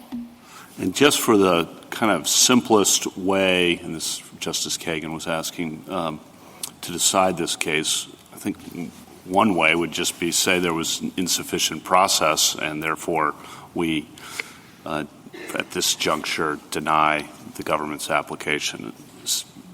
Thoughts? I think that would be a very simple way to decide that this case. I think perhaps the defect that was alluded to in the colloquy with the Chief Justice is that probably is also, the way that probably maximizes the chances that it gets back here on the merits, whereas if you decided to go a little further and say something substantive, it might bring all of this to an end. And there's probably some virtue to that. Certainly there's some virtue to that from my client's perspective. Thank you. Justice Barrett? I want to ask you about irreparable harm. You were just talking to Justice Kavanaugh about the uniqueness of the Fed and its need for independence. And the government, because it has not challenged the removal restriction, for purposes of this case, I think we're all operating on that assumption. When the president, if you're thinking about the unitary executive, when the president has untrammeled authority to fire a subordinate, keeping that subordinate in office, I think, inflicts maybe a different kind of irreparable harm than the argument that the government would be able to make here, because the president doesn't have the same control over the Fed, at least based on the assumptions we have in this case. What do you think about that? And what kind of an argument would you make for what is your best case argument that the president is not suffering irreparable harm by the inability? Let's assume that he has the ability to remove Governor Cook. Let's assume that some of your merits arguments are going to lose. They still have to show irreparable harm. So what's your best argument that he's suffering none? Well, I think my best argument that he's not suffering irreparable harm in those circumstances is he's not suffering the unique indignity of having sort of pure executive power exercised by people that are removable at will outside of his control. And that maybe that's a little circular in the end, but I think it's kind of why this case is, I think, problematic for the government, because they could have come in here and said, Fed Schmed, it's not that different. This is just like the FTC, and so we're suffering the same irreparable injury as in those other cases. But when they come in and say, no, we're going to accept that the Fed is different, at least for purposes of this case, and that we can't remove somebody just for policy disagreements, then having somebody continuing in office just because you have a different conception of for cause than they do, or than you've been able to persuade a court so far about, doesn't strike me as irreparable harm. And then on the other side of the ledger, I think there are enormous irreparable harms here that really don't have an analog in most of these other situations. I don't mean to denigrate any other agency, but there's a reason that monetary policy has been treated differently for these many years, and there's a reason that the markets watch the Fed a little more closely than they watch really any other agency of government. Justice Jackson? So you've had a couple questions about what good is a hearing? What would a hearing do in the situation where Ms. Cook has made a statement through her lawyer about the allegations? I guess I'm wondering, setting aside for a moment the standards for cause, don't we have to have a circumstance in this kind of situation in which the facts are established? In other words, I thought the work of the hearing, even in this situation, would be to establish when these applications were signed, what she thought she was attesting to, what actually was going on with respect to these documents that the president is pointing to that says, and he says they establish her deceit and gross negligence or whatnot. And I think before we even get there, we have to know what the facts are related to this. Isn't that what the hearing would be about, at least in part? I think it would be, and maybe, though, to try to defend my, heads I win, tails you lose answer to Justice Alito, I mean, you could think about this by analogy. I mean, there's certain circumstances where you essentially grant a motion to dismiss for one side. You basically say, look, we didn't have a hearing here, that was a mistake, but even on sort of the best reading of the evidence, this is at most an inadvertent mistake, and so there is no for-cause removal, in which case my client would win. On the other hand, if, normally you have that kind of evidentiary hearing, and that is to establish sort of the facts, and then you then apply the law to those facts that have been established. But there are circumstances where you sort of don't need any more facts. But then you're in Justice Kavanaugh's world, which is you would still at the hearing then go to the legal question of whether or not what you agree happened here counts as gross negligence. You would say it has to be at least that in order to satisfy the for-cause standard. The other side would say no. So there's some work to be done in a hearing. Absolutely. And another way of putting it is, look, the denial of the hearing to my client, if she does indeed have a right to a hearing, cannot be harmless error. Like, it just can't, no matter what you think of the facts. On the other hand, if you agree with us on the law, you could still resolve this case in her favor on the grounds that, there were two mistakes here. One, she didn't get a hearing, but we don't have to, remand for a hearing or any of the rest, because even on the facts kind of most, in the light most favorable to the government, this isn't a removable offense. Can I go quickly to the standards? Because as I read the sort of what happened here, it wasn't as though the district court just sort of made it up in terms of what she thought should count as for cause. My understanding is that she was looking, as you've said several times, to the common law and what courts have traditionally said. And I see, for example, a Maryland court, Board of State Commissioners of Hagerstown, in 1903, which is around the same time as the establishment of this statute, that said, quote, the phrase for cause must mean some cause affecting the ability or fitness of the incumbent to perform the duty imposed upon him. And other similar courts at the time talked about pre-tenure conduct and said if it was pre-tenure, it can't be sufficient cause unless it was serious enough to undermine the job performance. A mere allegation was not enough back at common law. It had to have been tested and proven, like through a conviction. So these standards that were used here to determine, at least at the district court level, whether cause was satisfied came from somewhere. Is that right? Absolutely. And, I love that Hagerstown case because not only is it a very helpful common law case, but it's actually the basis for the definition in Black's law that the government and Judge Katsas below relied on. I mean, Black's law is an unusual dictionary. It just doesn't sort of, pop out the meaning from Noah Webster's mind. It cites cases for particular concepts. And the case it cites for cause is that Hagerstown case. And so all the hypotheticals, I mean, we see them and they might be problematic, but they would be tested against the standards that the courts have applied, right? Absolutely. And if I could just elaborate in one respect, I mean, if you think about pre-office conduct, there's only two kinds. One, there is pre-office conduct that was disclosed to the Senate in the confirmation process. And as to that, even the government sort of says, well, you probably shouldn't let the next president sort of relitigate all of that. And then the second kind is stuff that was undisclosed. And if it's as serious as we're talking about, that's essentially the nominee, defrauding the Senate. And so I actually think in that respect, impeachment is probably a more fit remedy than it might be in some other circumstance, because you're going to have whatever the conduct is, plus you're going to have the Senate being pretty darn vexed that was withheld from them in the confirmation Final process. Question. I took you to be conceding that there was notice here, and I guess I'm a little concerned about that. I mean, are you conceding that a posting on social media is sufficient notice in a situation like this when the president is seeking to remove a governor for cause? So what I would say is, I think... I know it happened. She got notice. We live in a world that is connected, but I guess isn't notice a particular thing in the common law? Well, or in our put law? it this way. Like, I don't sort of resist the idea that the Truth Social post is notice, because I think it's also fundamentally defective notice, because it's also indisputable evidence that the president prejudged the matter. And right, so it's not the kind of notice. So hypothesize he didn't say you are fired or you should be fired. Hypothesize he just said, I have this information and I intend to fire the governor. Why wouldn't he have to send the letter to her?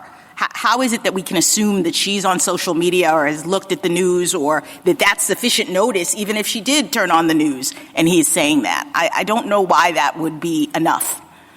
Look, I might make that argument, but that doesn't seem, if he said on Truth Social that, look, here, I have this allegation and I'm going to convene a hearing at, the Roosevelt Room at 4 p.m. tomorrow, please bring all your evidence. What if she doesn't have a Truth Social account? She doesn't show up. Is that enough notice? I think under those circumstances, probably not. But I think as a practical matter, in most circumstances, the president puts it on Truth Social. Most people, most of the time, are going to consider that to be notice. Again, part of the reason I'm not resisting or I'm, sort of moderating this is because, this notice isn't the kind of notice the common law envisioned, because the common law would envision notice that didn't prejudge the matter. Thank you. Thank you, counsel. Rebuttal, General Sauer? Thank you, Mr. Chief Justice. Turning to the question of whether or not in-office or pre-office misconduct can constitute cause, I want to make a statutory point, which is that the INM standard is, on its terms, limited to in-office misconduct, and Congress did not adopt that here. They adopted the more capacious standard, as this court recognized in Collins against Yellen. Cause gives the president more discretion, provides less protection to the officer than the INM standard does. And even if we were in a situation where you're looking at the 19th century case law and so forth, they disregard a series of cases that hold that pre-office misconduct is sufficient cause. For example, in Ray Gooden, from New York in 1902, which involved an officer who engaged in a kind of shenanigan in order to get the office in the first place. There was a corrupt agreement to appoint somebody to a position if they supported that person politically. Iowa against Walsh, which was pre-office embezzlement. Gill against Watertown, a case they rely heavily on. It was said in dicta, at least, that gross frauds committed before office would constitute cause to remove. So there really isn't support anywhere for this notion that pre-office misconduct can't be considered when it comes to a cause standard. And related to that, I thought it was very telling that Mr. Clement was saying that if it does come to pre-office misconduct, impeachment would be the only remedy that would provide it, which, if taken to its full extent, would make governors of the Federal Reserve have the kind of tenure protections that the Constitution affords to Article III judges. That is not what this statute says. That is directly in the face of the statutory language, which says cause with no further restrictions. Clearly, Congress envisioned that they could be removed for a good enough reason.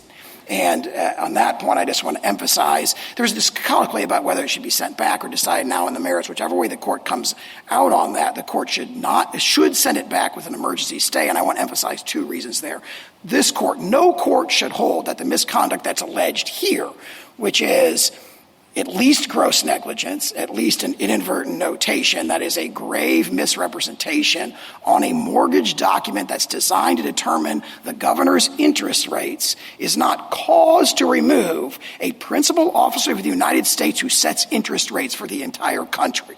So all the discussion of what are the outer bounds of cause, where is judicial review, on that fundamental court, neither this court nor any other court should look at this and say, this is likely not cause. That sends the wrong message to the markets. It sends the wrong message to the American people who have to make correct representations to their banks when they're getting their mortgage interest rates.